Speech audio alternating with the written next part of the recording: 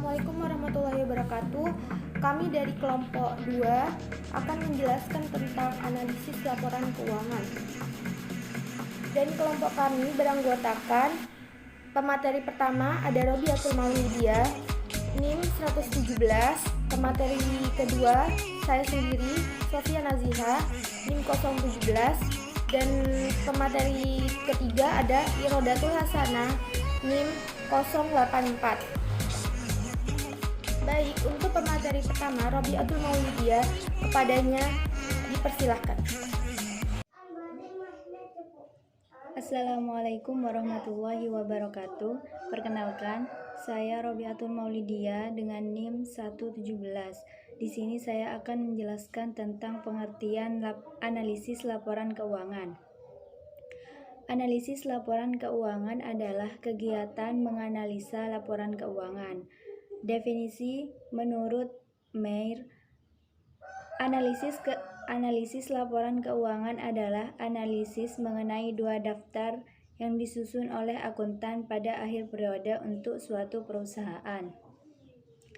Jadi dapat disimpulkan bahwa analisis laporan keuangan atau financial statement analysis merupakan proses penganalisaan atau penyidikan laporan keuangan yang terdiri dari neraca dan laporan laba rugi, serta lampirannya untuk mengetahui posisi keuangan dan tingkat kesehatan perusahaan yang tersusun secara sistematis dengan teknik tertentu. Selanjutnya, saya akan menjelaskan tentang tujuan analisis laporan keuangan. Yang pertama yaitu untuk mengetahui perubahan posisi keuangan perusahaan pada satu periode tertentu, baik aktiva, kewajiban, dan modal maupun hasil usaha yang telah dicapai untuk beberapa perusahaan. Kemudian yang kedua, untuk mengetahui kelemahan dan kekuatan apa saja yang dimiliki oleh perusahaan. Kemudian yang ketiga, untuk mengetahui langkah-langkah perbaikan apa saja yang perlu dilakukan ke depan yang berkaitan dengan posisi keuangan. Kemudian yang terakhir yaitu untuk melakukan penilaian atau evaluasi kinerja manajemen ke depan. Adapun yang selanjutnya yaitu langkah-langkah dalam menganalisis laporan keuangan. Yang pertama yaitu mengumpulkan data keuangan dan pendukung yang diperlukan selengkap mungkin, baik satu periode maupun beberapa periode. Kemudian, melakukan perhitungan dengan rumus tertentu sesuai dengan standar yang biasa digunakan secara cermat dan teliti sehingga diperoleh hasil yang sesuai. Kemudian, melakukan perhitungan dengan menggunakan angka-angka yang ada dalam laporan keuangan secara cermat. Selanjutnya, memberikan interpretasi terhadap hasil perhitungan dan pengukuran yang telah dibuat. Kemudian membuat laporan tentang posisi keuangan perusahaan. Dan yang terakhir yaitu memberikan rekomendasi yang dibutuhkan sehubungan dengan hasil analisis tersebut.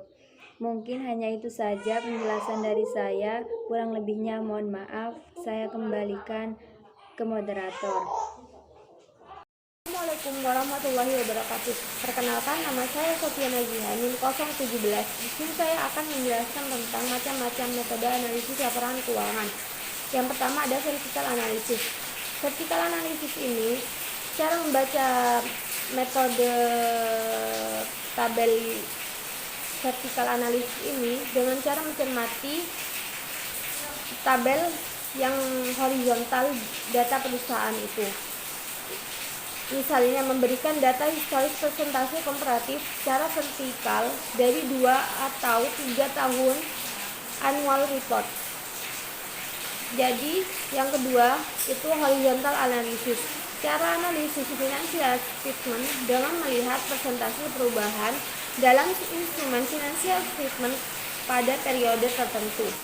Contohnya, jadi itu penjualan di tahun 2014 itu sejumlah 310 dan di tahun 2015 sejumlah 330. Persentase perubahannya yaitu caranya 330 dikurangi 310 atau 310 itu. Nah, hasilnya 6,5. Nah, di situ sudah tertera di tabel angka sales itu persentasenya 6,5. Cost of goods sold itu 4,8%. Terus ada G&E expense itu ada 5,8%. Terus ada net income itu 9,5%. Baik, selanjutnya saya akan menjelaskan tentang macam-macam teknik analisis laporan keuangan. Macam-macam teknik analisis laporan keuangan ini dibagi menjadi 9. Yang pertama, ada analisis perbandingan antara laporan keuangan. Analisis perbandingan antara laporan keuangan ini dilakukan untuk membandingkan laporan keuangan lebih dari satu periode, artinya minimal 2 periode atau lebih dari analisis ini. Dan perubahan yang terjadi itu dapat berupa kenaikan atau penurunan dari masing-masing komponen analisis. Secara umum hasil analisis ini akan terlihat, yaitu antara lain angka-angka dalam rupiah, persentase kenaikan atau penurunan jumlah rupiah, serta kenaikan atau penurunan rupiah maupun persentase. Selanjutnya ada analisis tren. Analisis tren ini, dalam analisis ini itu biasanya dinyatakan dalam persentase tertentu. Analisis ini dilakukan dari periode ke periode sehingga akan terlihat apakah perusahaan mengalami penurunan, naik turun atau tetap, serta seberapa besar perubahan tersebut yang dihitung dalam persentasenya. Yang ketiga, ada analisis persentase per komponen.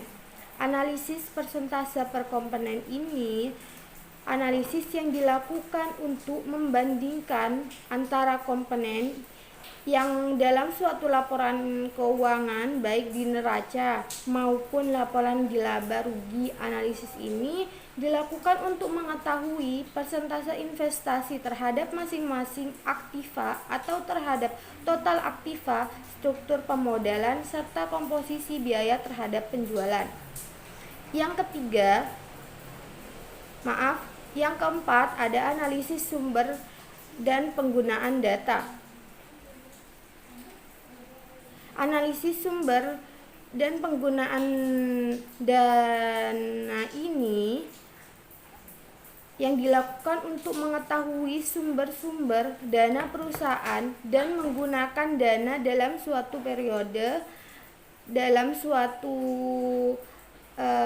yang mengetahui jumlah modal kerja dan penyebabnya itu berubah modal kerja perusahaan dalam suatu periode.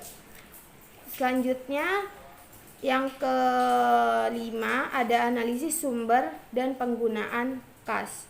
Analisis sumber dan penggunaan kas ini yang digunakan untuk mengetahui sumber-sumber kas perusahaan dan penggunaan uang kas dalam suatu periode. Selain itu juga untuk mengetahui penyebab perubahan jumlah uang kas dalam periode tertentu. Terus selanjutnya ada yang keenam, analisis rasio. Analisis rasio ini digunakan untuk mengetahui hubungan pos-pos yang ada dalam suatu laporan keuangan neraca dan laporan laba rugi. Yang ketujuh, ada analisis kredit. Analisis kredit ini digunakan untuk menilai layak tidaknya suatu kredit dikucurkan oleh lembaga keuangan seperti bank. Yang ke-8, analisis laba kotor. Analisis laba kotor ini digunakan untuk mengetahui jumlah laba kotor dari periode satu periode. Selain itu untuk mengetahui penyebab perubahannya dari laba kotor tersebut antara periode tersebut. Yang terakhir, ada analisis titik pulang pokok atau impas. Tujuan analisis ini adalah untuk mengetahui pada kondisi beberapa penjualan produk dilakukan tidak mengalami kerugian kegunaan dari analisis ini. untuk menentukan jumlah keuntungan pada berbagai tingkat penjualan. Setelah itu saya akan menjelaskan tentang rasio analisis. Rasio analisis ini secara umum dinyatakan dalam satuan persentase atau kali. Dalam rasio keuangan klarifikasi sebagai berikut.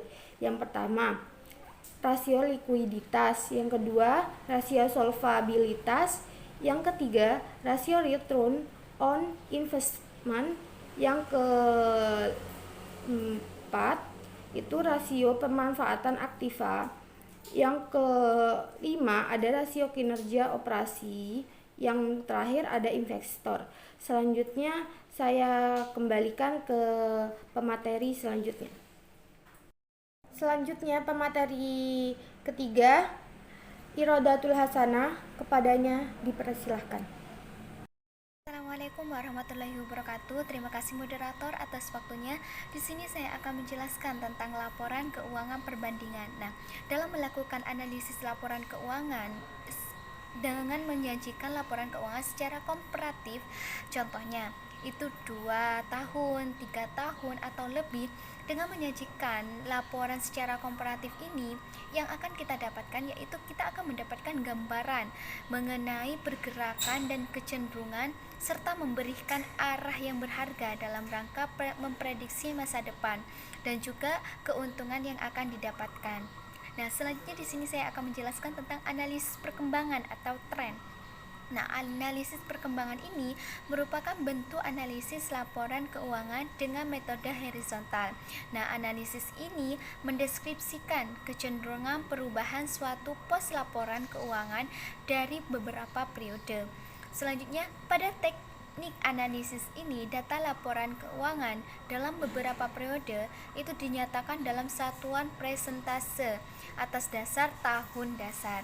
Nah, mungkin itu saja yang dapat saya sampaikan. Kurang lebihnya saya mohon maaf. Saya kembalikan ke moderator. Terima kasih. Terima kasih atas penjelasannya. Mohon maaf jika ada salah. Kurang lebihnya mohon maaf. Wassalamualaikum warahmatullahi wabarakatuh.